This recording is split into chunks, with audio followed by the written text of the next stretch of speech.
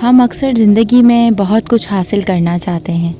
اللہ ہمیں ایسی ہزاروں نعمتیں دیتا ہے جن کے ہم قابل بھی نہیں ہوتے، لیکن ہم کبھی ان چیزوں کی اہمیت نہیں سمجھتے جو ہمارے پاس موجود ہے۔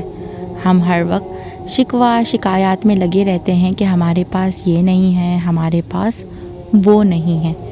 ایسے ہی ایک شخص حضرت موسیٰ علیہ السلام کے پاس آیا اور کہا کہ اللہ سے جا کے کہو مجھے اور رزق نہیں چاہیے، میرا رزق بند کرتے ہیں، بہت ہو گیا۔ حضرت موسیٰ جانے لگے تو آگے ایک اور شخص ملا جس کے جسم پر صرف ایک کپڑا تھا۔ اس نے کہا کہ اللہ سے جا کے کہیں کہ کچھ تو دے دے۔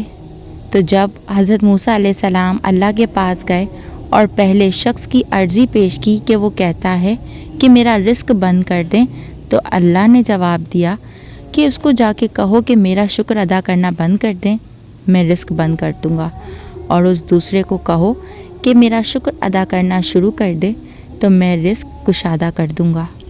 حضرت موسیٰ واپس گئے اور اس شخص کو بولا کہ تم شکر ادا کرنا بند کر دو تو تمہارا رزق بند ہو جائے گا۔ اس شخص نے جواب دیا میرا تو ایک ایک بال اللہ کے احسانات میں ڈوبا ہوا ہے، میں شکر کیسے ادا کرنا بند کر دوں، میں یہ نہیں کر سکتا۔ دوسرے شخص کے پاس گئے اور کہا کہ تم شکر ادا کرنا شروع کر دو۔ اس نے کہا کس چیز کا؟ اس ایک کپڑے کا شکر ادا کروں؟ کہتے ہیں کہ ایک تیز ہوا چلی اور وہ کپڑا بھی اڑ گیا۔ دیکھا آپ نے، ناشکری کرنے سے جو تھا وہ بھی چلا گیا۔ ذرا سوچیں، آج ہمارے پاس جو بھی ہے کیا ہم ان چیزوں کے لائق ہیں؟